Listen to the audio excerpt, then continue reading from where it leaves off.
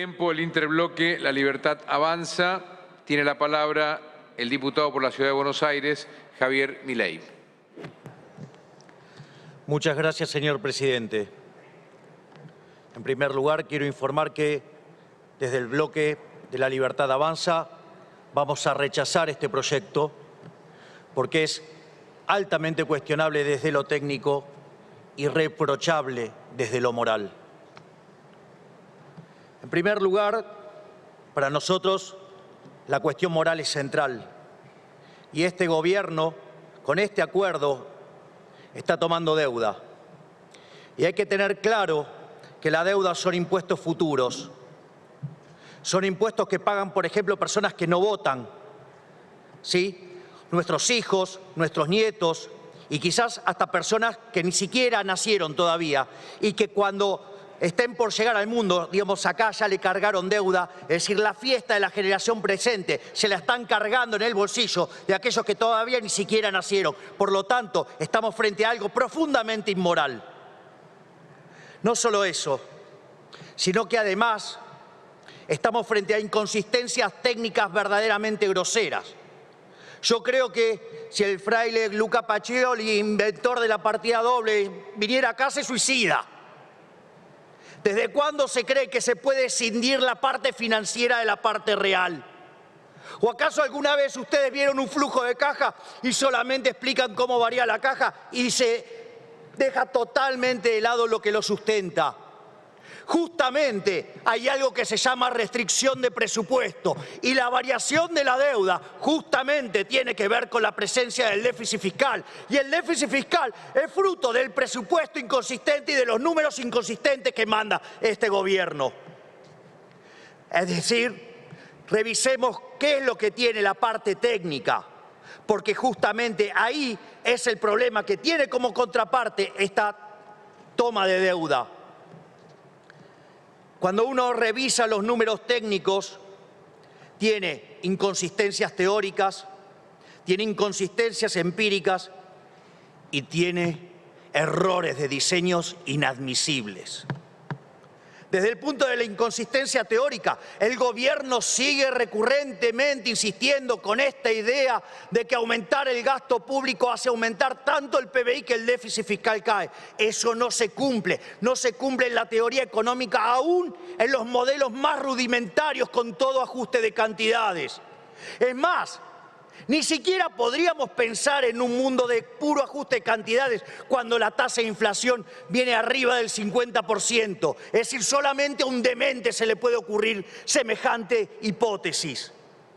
Pero no solo eso, hay un problema de invalidez técnica y empírica.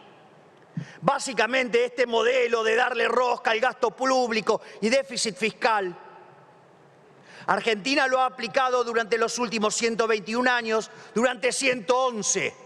De ser el país más rico del mundo, somos 70 al tipo de cambio oficial y somos 130 al paralelo, o sea, al que hay, no al de mentira, al de Mickey Mouse. Pero no solo eso, sino que además ese modelo es el que nos ha hecho un defolteador serial, nos ha llevado a la presión fiscal en blanco más alta del mundo y a tener un descontrol monetario que nos ha hecho quitarle 13 ceros a la moneda y vamos camino a 2 o 3 ceros más en función de cómo se sigan con todas estas cosas. Pareciera que esto ya es más que suficiente para rechazarlo, pero sin embargo tiene un error todavía muchísimo más grosero. Cuando usted hace una proyección, la proyección, al final de la proyección no puede pasar por cualquier lado. Es decir, las proyecciones tienen arte, pero hay un límite. Es decir, el pintor puede dibujar cualquier barbaridad, pero tiene un límite que se llama lienzo. Bueno, eso pasa también. Es decir, cuando usted hace una proyección, el final de la proyección tiene que pasar por la condición de solvencia intertemporal. Si yo tomo los supuestos que asume el ministro Guzmán en cuanto a superávit primario, tasa de crecimiento, relación deuda-producto, aun cuando tomara la de hoy, Argentina solamente podría pagar su deuda si la tasa de interés fuera del 3% en dólares. ¿En qué lugar viven? Cuando toman la punta corta en el mercado de bonos, la tasa de interés en dólares es 31%. Cuando toman el promedio es 25%. Cuando toman el promedio histórico argentino, el riesgo país es 800. Por lo tanto, la tasa es entre el 9 y el 10%. Esto quiere decir que la proyección pasa por un lugar que no existe. Por lo tanto, todo lo que está proyectado está todo mal. Pero no solo eso. No solo eso. Acá se plantea un falso dilema, si se paga, si no se paga. Y ahí es donde aparece la discusión interesante, porque es ¿quién paga el ajuste? Hay un grupo que dice que lo pague el acreedor. Muy interesante, digamos, la idea de que lo pague el acreedor, porque eso haría, ¿sí?, que los títulos públicos cayeran más, que las tasas de interés fueran más altas, haciendo explotar el riesgo país, destrozando el nivel de actividad, destrozando el nivel de empleo, destrozando salarios reales y haciendo explotar la cantidad de pobres e indigentes. Sin embargo, hay un grupo que dice que en aras de la responsabilidad hay que acompañar esta aberración y que el ajuste lo pague el sector privado, mientras que la joda de la política sigue porque aumenta el gasto público en términos real, algo profundamente inmoral. No caigamos en el falso dilema. Sí, hay que cumplir con las deudas, hay que honrar las deudas, hay que pagarle el fondo, pero el ajuste no tiene que caer sobre el sector privado. El sector privado no puede seguir pagando esta locura. No podemos seguir sosteniendo esta economía parasitaria.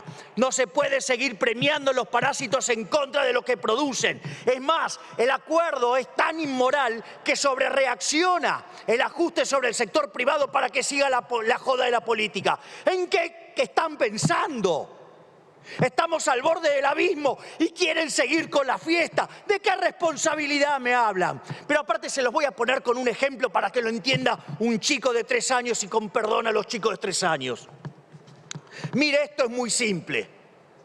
En aras de la responsabilidad, usted podría decir, bueno, entonces hacer el ajuste y quizás alguien lo compra y dice, bueno, mire, ¿sabe qué? No, se va a quedar la casta política con el 100% de los ingresos.